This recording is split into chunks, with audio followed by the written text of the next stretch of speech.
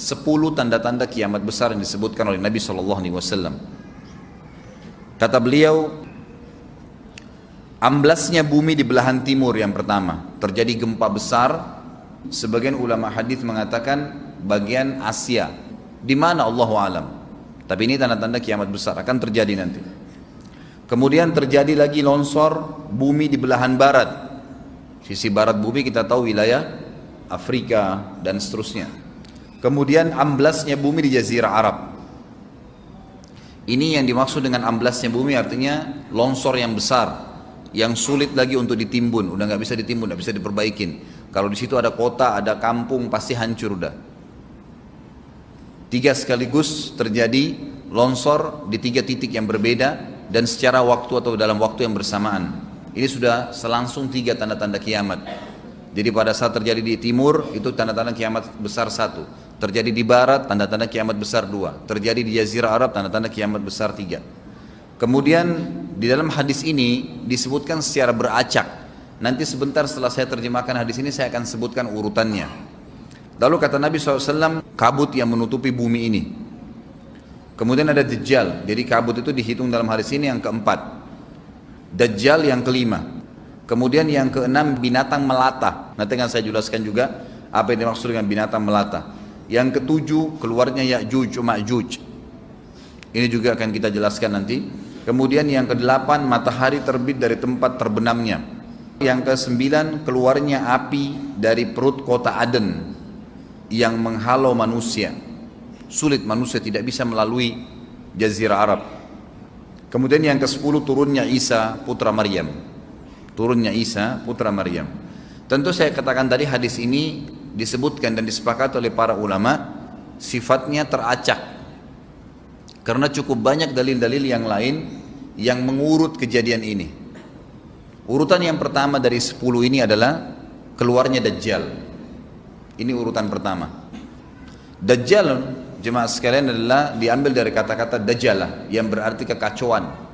Ciri-ciri Dajjal disebutkan dalam banyak hadis yang sahih adalah mata kanannya yang paling pertama rusak seperti anggur kering. Kata Nabi SAW dalam hadis sahih, ketahuilah Dajjal buta mata kanannya dan Tuhan kalian tidak buta, karena dia akan mengaku sebagai Tuhan. Kemudian dia orangnya memiliki kulit yang kehitam-hitaman serta memiliki dahi yang lebar. Setiap orang beriman bisa membaca di dahinya tertulis 3 huruf kafara. Semua orang yang ngerti tulisan Arab, tidak ngerti tulisan Arab akan bisa tahu dan baca itu kafara, kufur. Rambutnya keriting dan orangnya tinggi besar. Kata Nabi SAW, kalau kalian dengar Dajjal keluar di satu lokasi, maka menghindarlah. Walaupun kalian harus lari ke gunung, dia akan keluar membuat kerusakan selama 40 hari. Kata Nabi SAW, 40 hari itu sehari seperti setahun, sehari lagi yang kedua seperti sebulan, hari yang ketiga seperti sepekan, dan sisa harinya seperti hari kalian. Dia akan keliling muka bumi semuanya, dan kata Nabi SAW, seluruh bumi ini akan dimasuki oleh Dajjal. Tidak tertinggal satu lorong, gang, jangankan kota atau desa, kecuali Dajjal akan masuk ke dalamnya, kecuali Madinah dan Mekah. Tidak bisa dimasuki oleh Dajjal. Kata Nabi SAW dalam hadis sahih, karena di setiap pintu gerbang Mekah dan Madinah malaikat menghenuskan pedangnya dan menghalau Dajjal sehingga Dajjal tidak bisa masuk. Pada saat dia tiba di Palestina, waktu yang bersamaan di kota Madinah berkecamuk. Kaum muslimin sepakat semua keluar untuk mengejar Dajjal dan membunuhnya. Keluar dari kota Madinah satu orang yang namanya seperti namanya Nabi Muhammad SAW, Muhammad bin Abdullah, dan dia dari turunan Nabi SAW juga. Dan orang ini punya julukan Mahdi, dikenal dengan Imam Mahdi. Inilah tanda-tanda kiamat yang kedua. Pada saat dia tiba di Mekah, dibaiatlah oleh banyak kaum muslimin, tidak disebutkan jumlah pasukannya, maka terbentuklah pasukan jihad yang mengejar Dajjal menuju ke Palestina. Lalu keluar tanda-tanda kiamat 3, langsung berentetan semua. Tanda-tanda kiamat besar yang ketiga adalah pada saat pasukan Imam Mahdi dengan pasukan jihad itu tiba di Darul Bayda namanya. Hadis menyebutkan di menara itulah, di masjid itulah Imam Mahdi mampir sholat asar bersama pasukannya.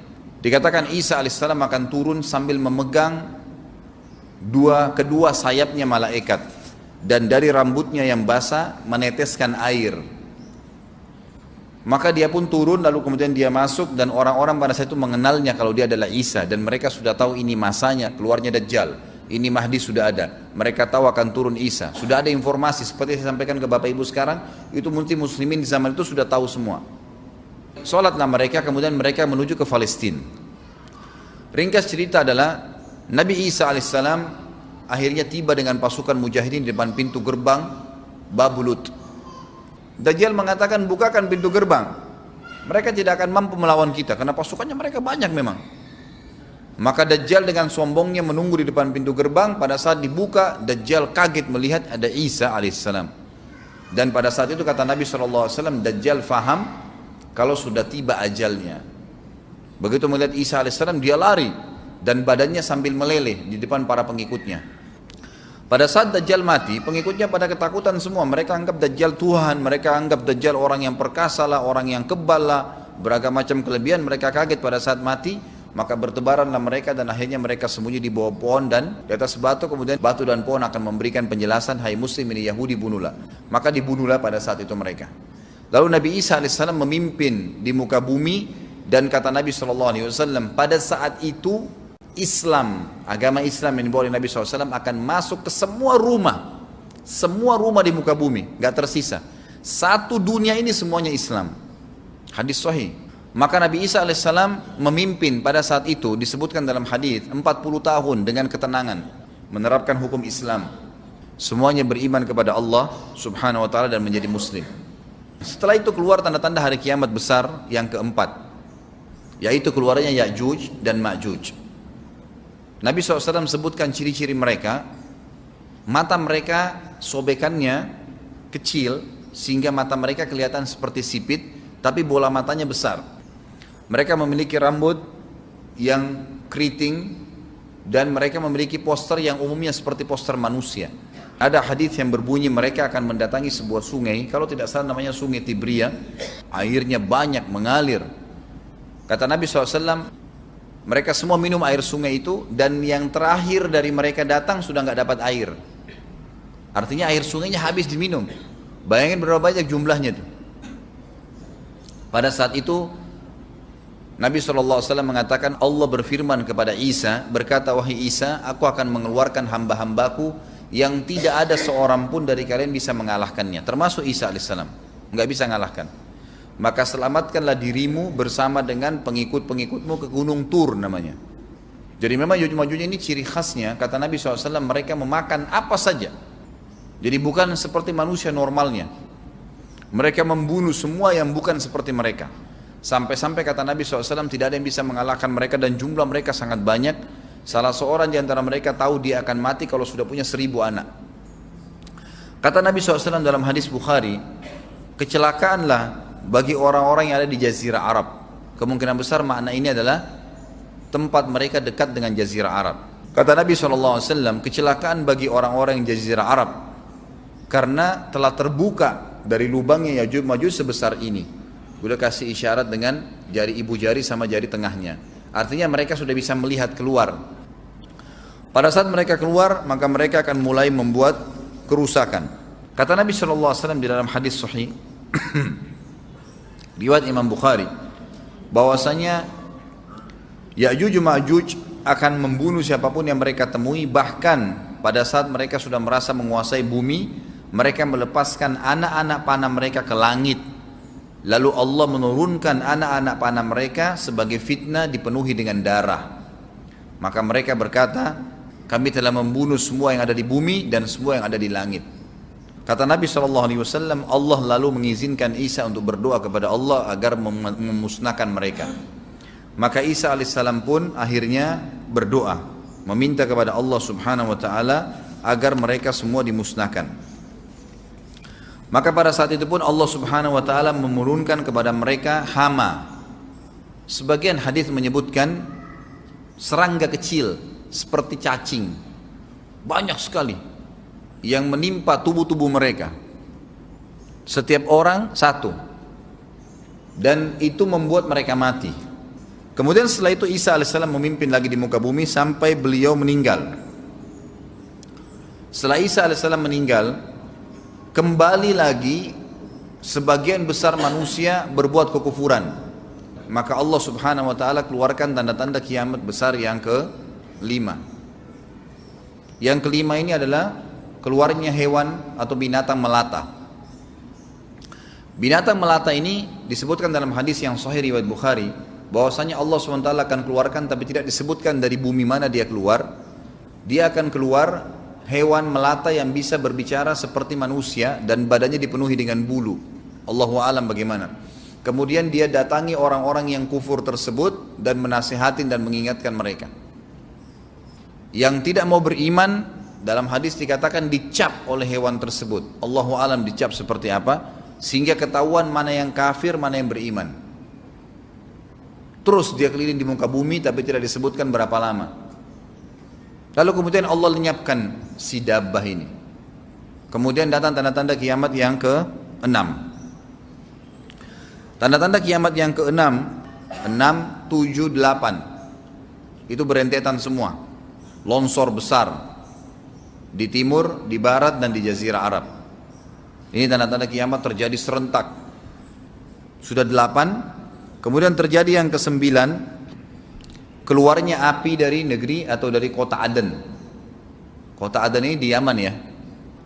Tentu hadis menjelaskan tentang masalah api yang keluar ini, artinya api bukan main-main, ini bukan kebakaran sebuah masjid atau sebuah bangunan 10 tingkat. Api ini bisa menghalau manusia untuk jalan karena panasnya. Sebagian riwayat menjelaskan api tersebut akan berdiri seperti gunung yang besar dan dari seluruh pelosok dunia bisa kelihatan. Kita bisa bayangkan bagaimana itu. Yang akhirnya akan menggiring atau menghalangi orang-orang untuk jalan, susah.